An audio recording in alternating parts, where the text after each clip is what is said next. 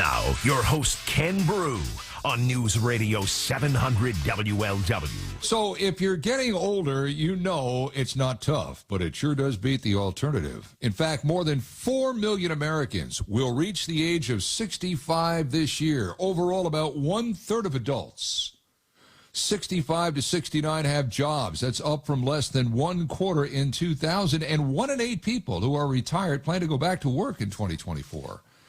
This is a tough time to grow old. And a lot of people that have, for example, owned their own companies and are now moving into the silver years, if you will, are finding that, there's nobody in the family that really wants them. Being a boomer is tough. It just really is. And I know a lot of people out there, okay, boomer, well, that's from a lot of millennials that are still living with mom and dad. So what do you do if you're a boomer? You're looking for financial security. Maybe you own your own business. Maybe you don't. And maybe this is all set against an economy that may look good from a stock market standpoint, but not so good when you go to Kroger to try and buy your weekly groceries. Standing by is an expert on baby boomers. He is Michael D. Rubin. He is CEO of MDR Associates. We'll find out what that's all about in just a second. But I wanted to get Michael on today to talk about being a boomer in this day and age. Michael, how are you on this glorious Saturday? Fantastic. Weather's fantastic down here in Dallas, Texas. What's the weather like up in Cincinnati? All right, Michael, we can move out from that conversation immediately. No, we got a little snow this morning, Michael. It's about 20 degrees outside. Oh, sorry. Okay, right. Sorry about that. Well, it'll be 110 in the shade down by you, not too far in the future. But anyway, let's just talk a little bit about this. I mean, this silver tsunami we keep hearing about that is apparently on the way. There's a lot of people that are about to turn 65, which has generally been associated with retirement age. That's a tough age to face if you've got a lot of uncertainty in your life. And unfortunately, a lot of boomers have uncertainty in their lives, either from a financial or from a personal standpoint. What do you do as you approach 65? That's a great question. We deal with baby boomers each and every day, each and every week in our firm. We sell companies for a living here in Texas. And what we're finding is there's 77 million baby boomers in the United States. Of those 77 million, they own 40% of the small businesses in America. And 10,000 baby boomers retire every day. And as you mentioned earlier, it's an economy that really everything costs more. And so business, there was a lot of disruption in COVID. COVID really sped up the M&A process, meaning a lot of baby boomers after COVID said, I'm sick and tired of being sick and tired. I'm ready to sell my company. And so our M&A activity, our firm, is up dramatically because they're just, business is sort of coming back, but it's slow, and it's been a really hard few years for baby boomers that own their own company. Let's go back to that math. 77 million baby boomers, and they control 40% of the small businesses in this country. Now, you don't have to be much of a mathematician to know that unless those businesses are either passed on generationally to somebody in the family or sold in the right way, they could be shuttered, and that could be horrible for the economy. So that's, I would guess, one of the forgotten things, if you will, about where the economy is right now. A little bit about that, and if you are somebody that owns your own small business, and there are a lot of people like that here in the greater Cincinnati area, and you're approaching that age, you need to start thinking about that sooner than later. Right. Yeah. We meet probably 150 to 200 family business owners a year. We take on very few projects, but probably 12 to 15 a year. And so that's a great point. You need to be ready to sell. You need to start thinking about selling maybe 2 to 3 years before you're actually going to go to market. It's not like selling a house.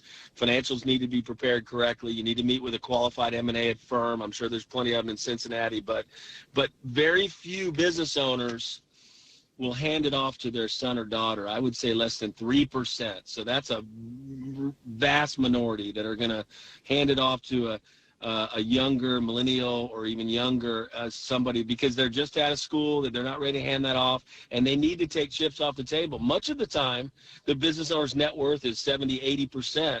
I mean, the business worth is 70, 80% of their net worth. Yeah. So it's their largest single asset. They need to know how to get that value out of the company as they go into their retirement years. Sure, and they need the cash, obviously, to live. But over and above that, the kids probably don't want it because they've seen the underbelly of what it's like, and they've seen mom and dad maybe work 70, 80 hours a week, and I don't want that. I mean, hell, it's tough enough to get a Gen Zer to work as it is in this day and age. They don't certainly want to put 80 hours a week into a business, right? Right. Yeah. They don't have the work ethic of the baby boomer, in my opinion. These baby boomers are my heroes. I mean, these are the people that we serve. And once we take on a project, if I can't look at a business owner and say, we're going to sell that company for maximum value in the shortest period of time. This summer, I wrote a book called Sell Your Company for Maximum Value, just as a leave behind, a client leave behind for my clients, so they understand the process and the timing of it all. So that's what your company does, and you've probably heard the people that have come to you, and it's not that they want to give the business up. It's that it's time, or there might have been some catastrophic event in their life, either health-wise or death or something like that. They don't want to give the business up, but they need money.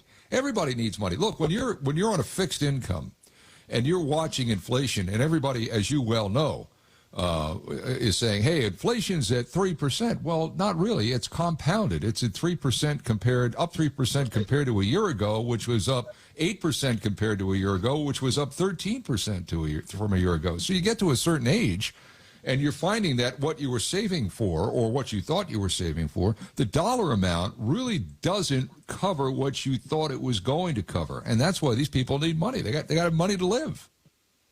Well, the point is if their net worth is $10 million, 8.5 of it is their business, and they don't know how to maximize the sale of that with a professional M&A firm.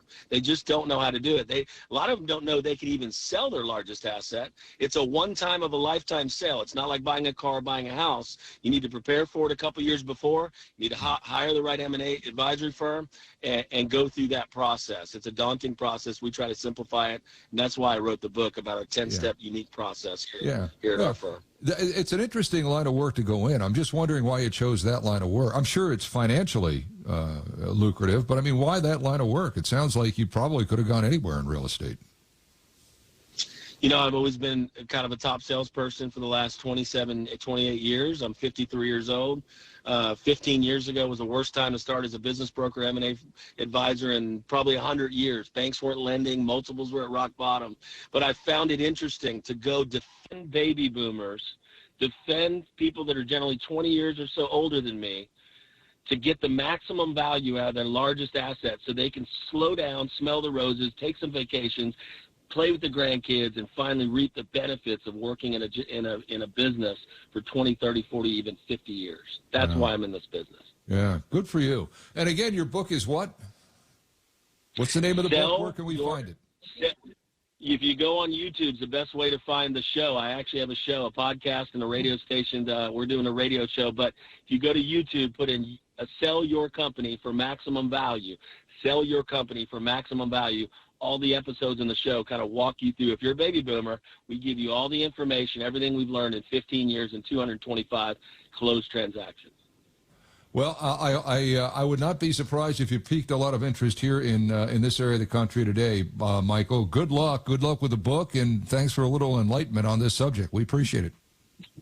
Thank you so much. Have a blessed day. Thanks so much.